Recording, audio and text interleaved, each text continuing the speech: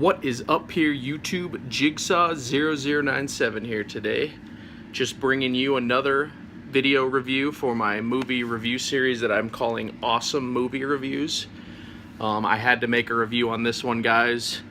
This is, of course, the movie Life. I got this poster right here when I went and saw the movie. I went and saw the movie on this past Sunday, so yeah, this is just going to be kind of my review of what I think of the film, and yeah, so we'll just go from there.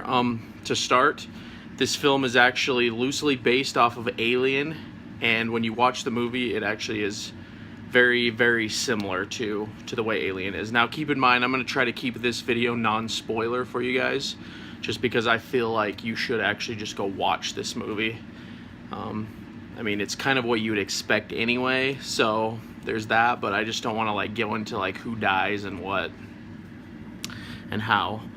But yeah, this movie is loosely based off of the movie Alien.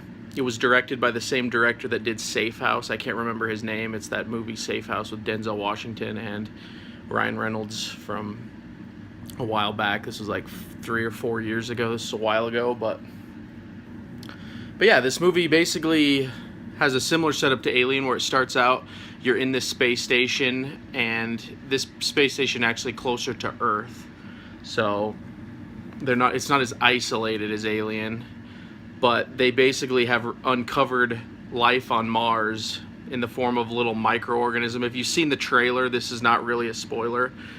The trailer kind of shows you this. But yeah, basically that's the premise, guys. They find a life on Mars and they start experimenting with it, and things happen. So it's a very simple premise for a movie, but I think it was done extremely effective.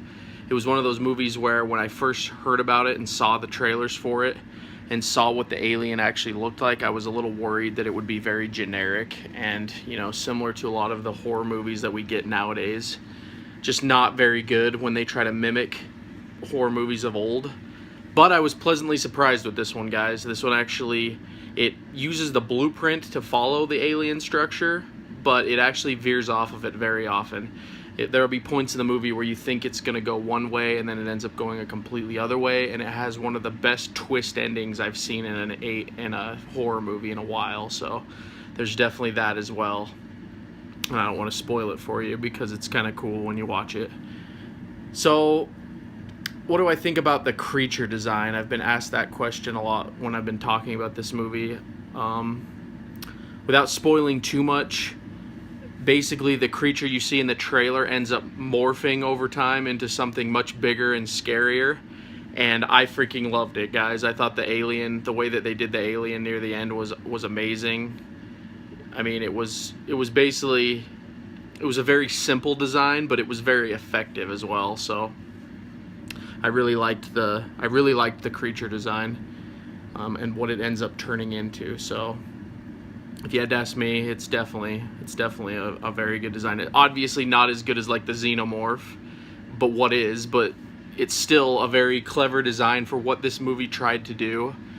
They did a very good job on the creature design, I think. So yeah, basically that's the movie, guys. This is kind of a quicker review just because I don't feel like there's a whole lot to talk about with this particular movie. It is a very similar premise to like Alien, and a very simple premise. So I would have to give it a 8 out of 10. Now, I know I said I was going to do 10 out of 10 reviews only on these, but I kind of changed my mind because I was thinking, you know, then I won't talk about any movies. So basically, this will just be movies that I think are worth seeing, and Life is definitely a movie worth seeing. I would say it's worth seeing in the theater too, because it's just one of those movies where the atmosphere will grab you guys. You'll get really into it, especially if you like horror movies and sci-fi. This is a great mixture of both, and it's more grounded in reality than I thought it would be too. That's another thing I liked about it, is it's believable that this could happen on a space station orbiting Earth. This could be something that happens, and they filmed it very believably. Honestly, it wasn't very like out of the realm